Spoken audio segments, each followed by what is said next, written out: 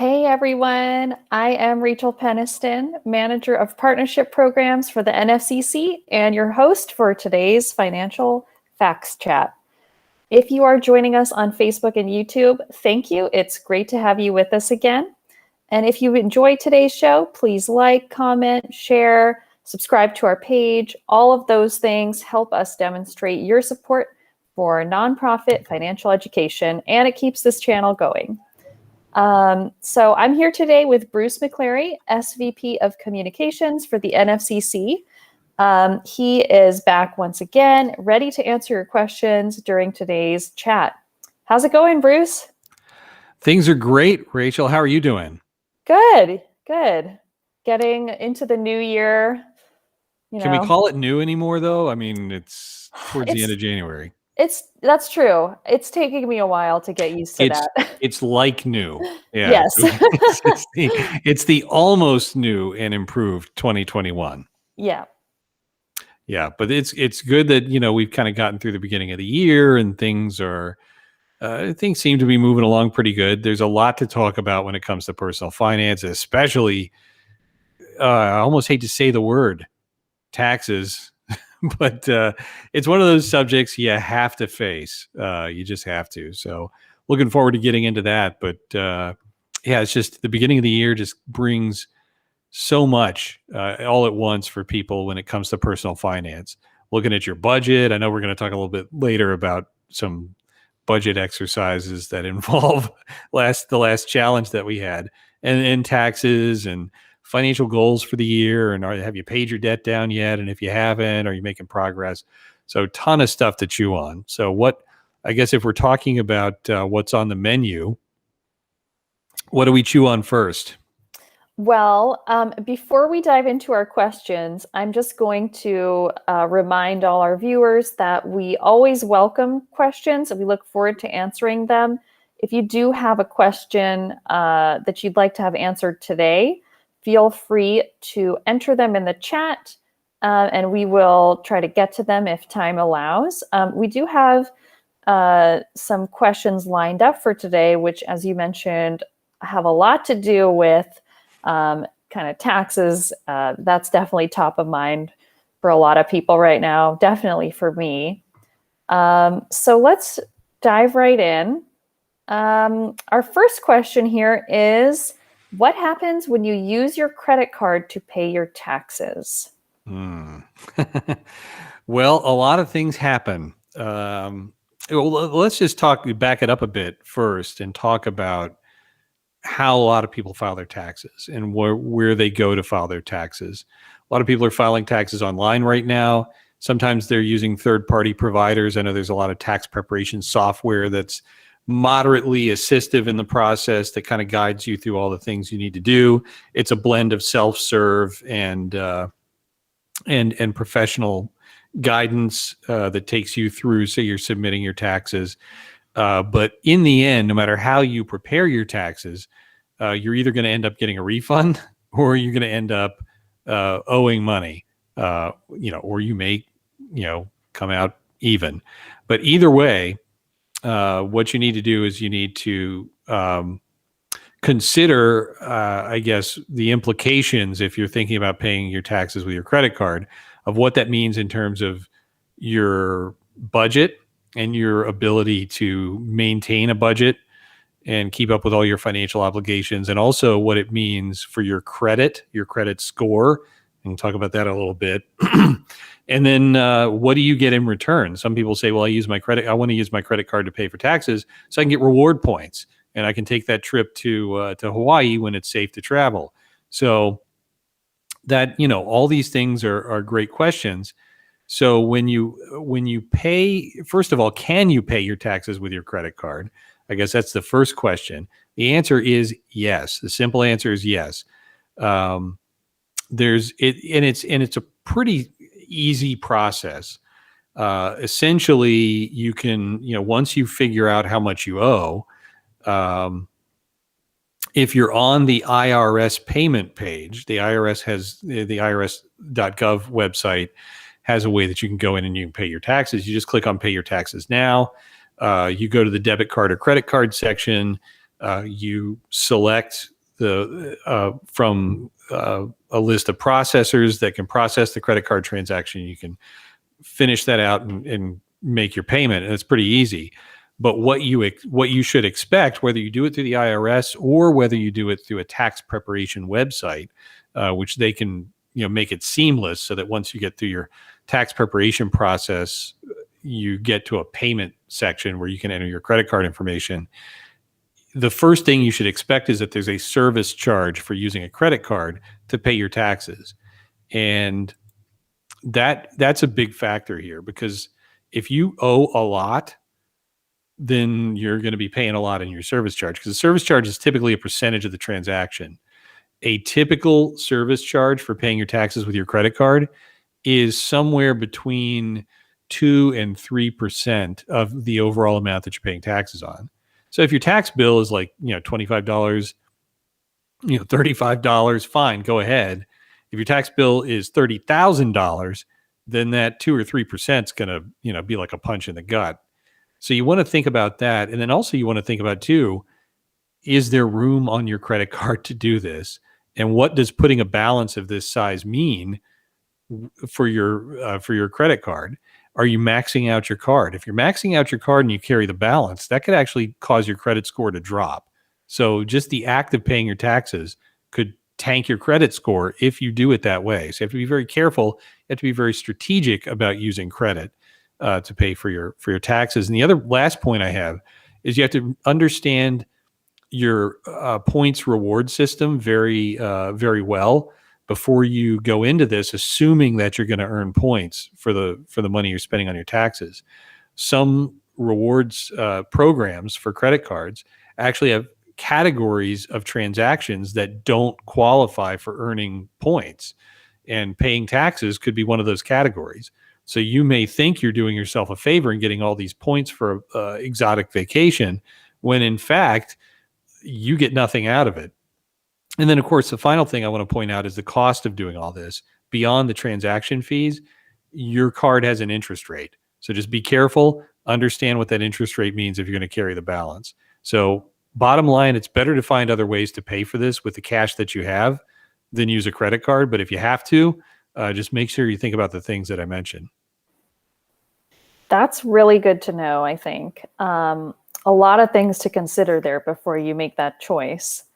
Now, what are some alternatives for people who don't want to use a credit card, say, but they maybe don't have the cash on hand to pay their taxes? Yeah, that's a good point. So if paying cash is one alternative to using credit, but you may not have the cash you need to pay your tax bill. So where do you go from there? You have a range of choices that you can make for borrowing money if you need to finance the payment of your taxes. So there are some considerations there, and you even have other alternatives beyond that. So let's talk first about what I think is the best alternative. And it might sound the scariest because it means you need to go straight to the IRS and work out a payment plan. But if you work out a payment plan with the IRS and you pay it off if you can pay off the entire tax bill in 120 days, they can essentially set up a payment plan that'll allow you to do that at no cost to you. It would be $0 to set up that installment plan with the IRS. So that alone is incentive to consider talking to the IRS about the tax you owe, because if you can affordably repay it in the 120 days, there's no cost to you for setting up that plan, as opposed to putting it on a credit card or borrowing money where you're going to have to pay interest and possibly other fees. So you could be saving yourself money and doing yourself a favor by going straight to the IRS. I know going straight to the IRS doesn't sound fun. It can be scary, but believe me, they want you to affordably repay the tax you owe as much as you do, and without any trouble or additional drama. So that's an option. But then if you can't do that, or you just don't think that's going to work for one reason or another, then you could borrow. But you have to be very careful here, because if you borrow money, like a loan, not a line of credit with your credit card, then you're back into the same boat. How much is the interest rate going to be? where am I borrowing the money from? Am I getting a signature loan, or am I thinking of big ticket things like a mortgage? If you borrow, if you take out a mortgage loan to pay for your taxes, the stakes are really high because you're putting your house on the line, if you can't pay the tax bill over time, and then you could lose your home. So you don't want to put yourself in a situation where you can't sustain affordable payments, after using your house, or other item of property as collateral. You could lose the property and you could end up in a really bad mess. So you have to think about the stakes in terms of what's at risk. And if you get a signature loan, well, let's say you couldn't pay with a credit card because you have a low credit score and you just don't qualify to get a credit card. Well, then you have to ask, where am I going to go to get a signature loan? And chances are the only people that are going to lend you money are going to be high interest rate subprime lenders. And you could end up paying astronomical interest rates for the money that you owe, as high as 36% or even more, in terms of interest rate. And then you tack on other fees, and cost of borrowing. So there's a significant risk there. So that's why I always say, it's worth it to talk to the IRS to work out a repayment plan and see what you can do affordably. And even if it lasts longer than 120 days and there happens to be maybe some kind of a cost associated with making the payments back to the IRS, it's probably still better than some of the other options that I described if you're facing those kind of circumstances. And in the end, if you have financial challenges that are getting in the way of paying that or any other debt, it's probably a good idea to get some expert advice. And while nonprofit credit counselors are not tax advisors, they can certainly help you with the budgeting side of this to make sure you understand what you can and can't afford. So then you can more clearly decide which options for tax repayment are probably best for you. So while we're on the subject of tax advisors, how are tax preparation services how do they work differently than if you're to file your taxes on your own? And I've heard that they're able to get a refund to you faster. Is that true?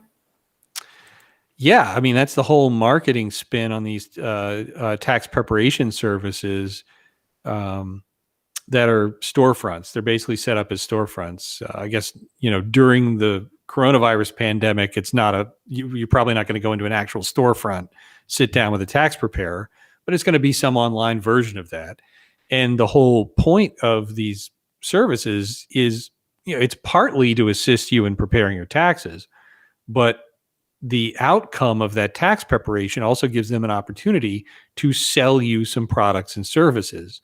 And one of the products that they sell is a rapid refund. That's how it's marketed, as an instant refund that you can walk out of that store with a check in your hand or money in your account even.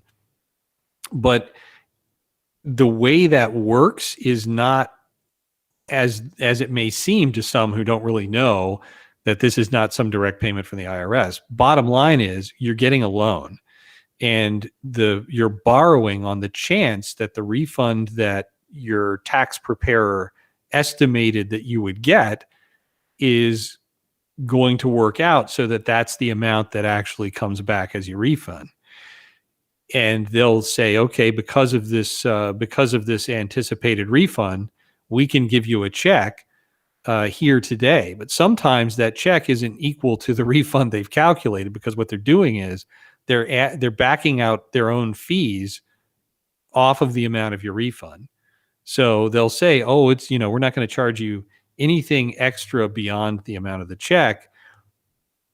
In a way, that's true, because they're just basically reducing the amount of the check you get and paying their fees out of the proceeds of your tax refund. Bottom line, it's going to cost you. Interest rates can be high for these types of loans. It's very similar to going to a payday lender, and we know how much payday lenders charge. It's very, very much the same thing, because it's a loan that doesn't require a credit check. So they're avoiding the risk on the lender side by marking up with high interest and using the high likelihood that you're going to get from the IRS what your tax return says you'll get, and then they can get their fees and get paid for the proceeds of the loan as well.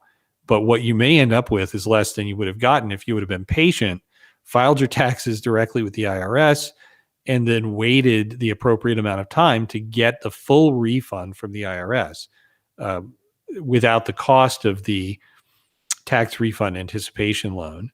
So, that's the reality of tax refund anticipation loans. And I'm not saying that, I'm not trying to make commentary about the motives or, whether these tax preparation services should exist or any of that.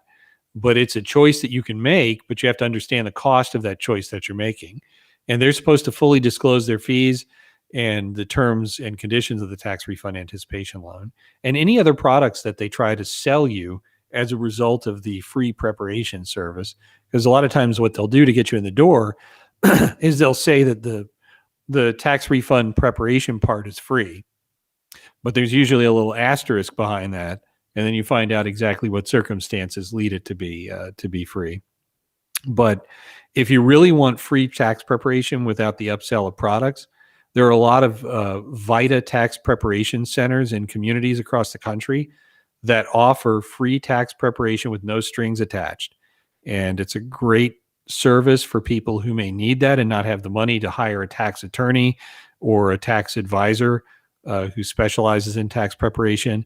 And for people who don't want to run the risk of going into a tax refund anticipation loan provider and ending up in a situation where they're being aggressively sold products that are going to cost them. So anyway, just some advice there, but just know when you're going into it exactly what you're getting with a tax refund anticipation loan. I'm definitely going to keep all of these things in mind as I prepare to file my taxes in the next few weeks. So I think that's all great information. Are you ready to move on to an update to our viewers on our most recent personal finance challenge now? I suppose so. Of course, unless, and I would remind viewers, if you have any questions, of course, send them in. If you have any questions about what we just talked about. But yes, I think we should first, can you remind viewers of what our challenge was and is? Yes. Yeah. So every time we meet, Bruce and I have decided to try out a new piece of personal finance advice, put it to the test, and update everyone with our results. We've done a couple interesting ones so far since we launched this kind of challenge. And most recently, our challenge was to kind of have a look at all of our weekly, monthly, or annual subscriptions and kind of go through, see what we're using, what we're not using, and unsubscribe from anything that wasn't useful anymore and see how much we saved. So, Bruce, how did it go for you? Well, I have,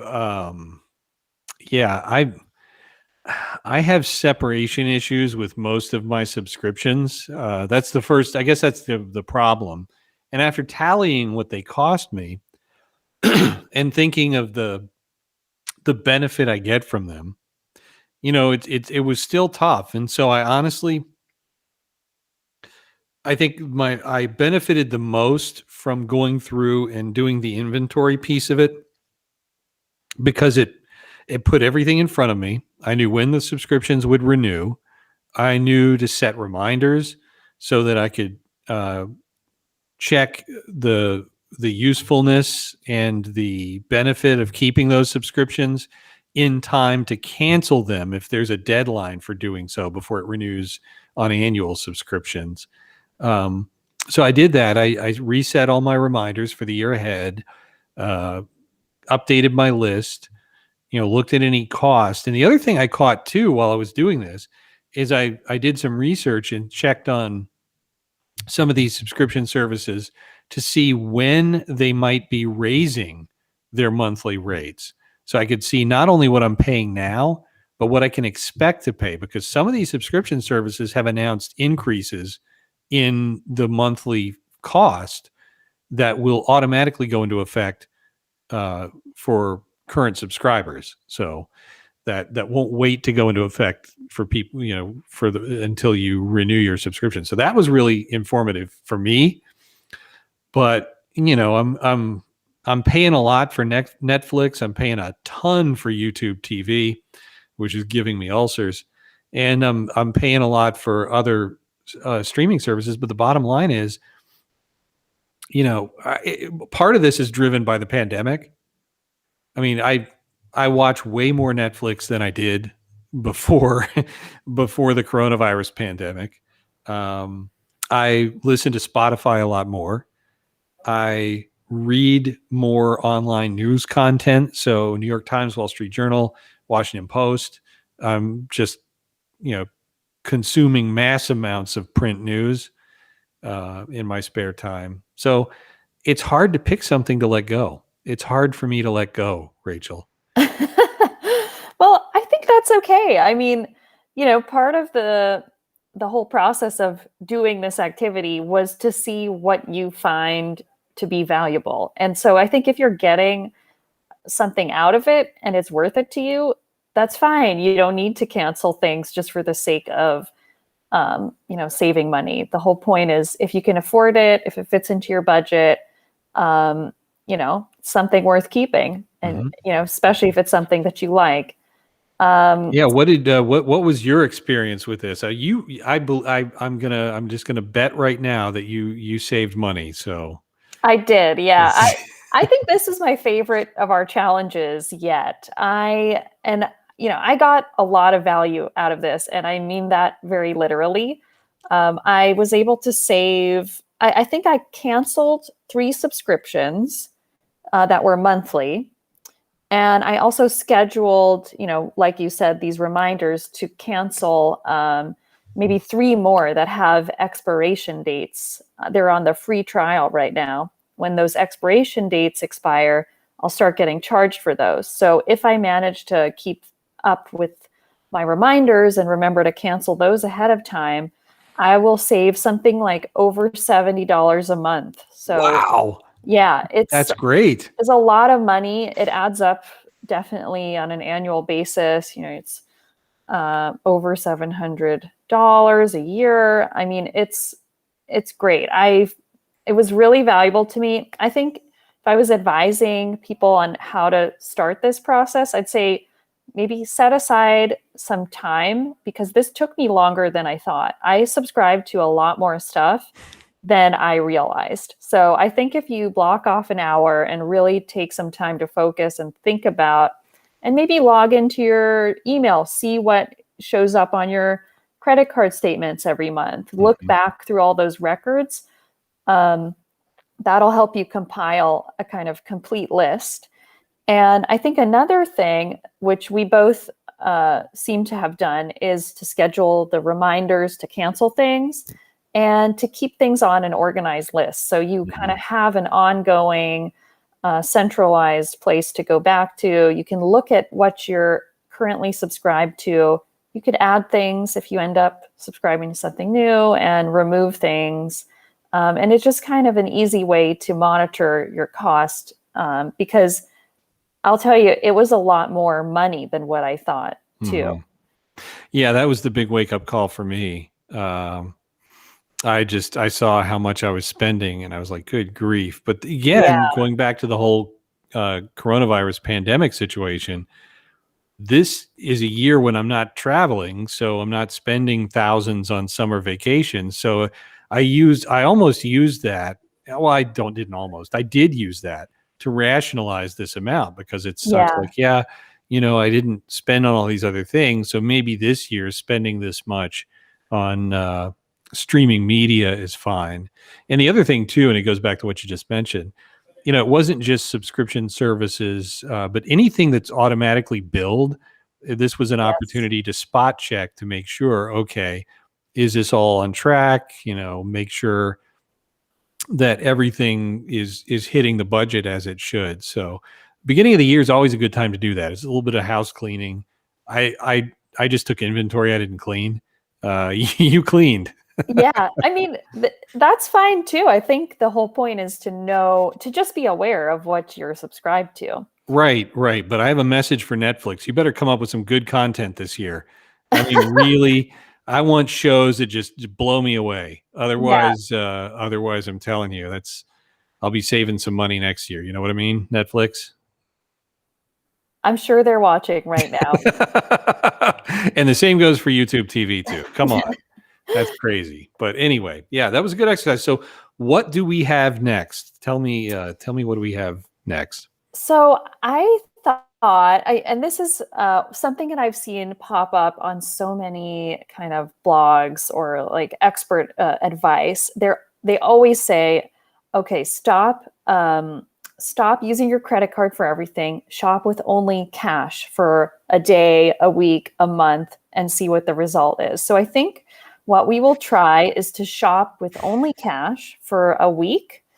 Um, and I think under normal circumstances, they do recommend sticking with actual paper bills. Yeah. But in this case, given the health crisis that's going on and the, wanting to protect the essential workers, I think we can use an ATM card or debit card Debit and just card. tap. Yeah. Yeah, use the cash you have. I was afraid you were going a different direction. I thought you were going to say in this case we only use coins, uh, which I would.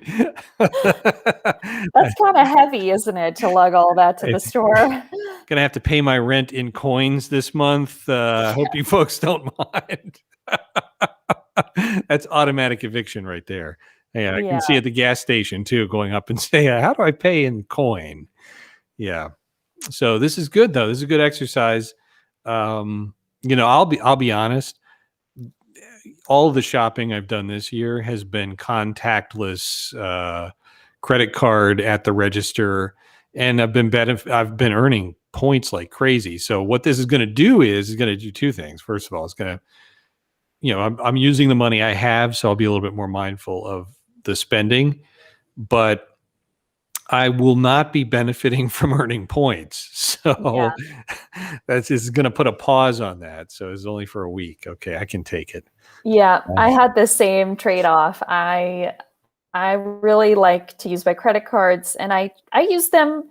Uh, I try to use them responsibly, but I do love the points, and it's Yeah. always trying to get all those points. So it was tough for me to put that on pause for a week. The one thing though, so I won't earn the same kind of points, I guess is what I'm saying, because a credit card, that's travel points, that's airline and hotel. But my credit union, they actually have their own, I guess it's a reward program for debit card use.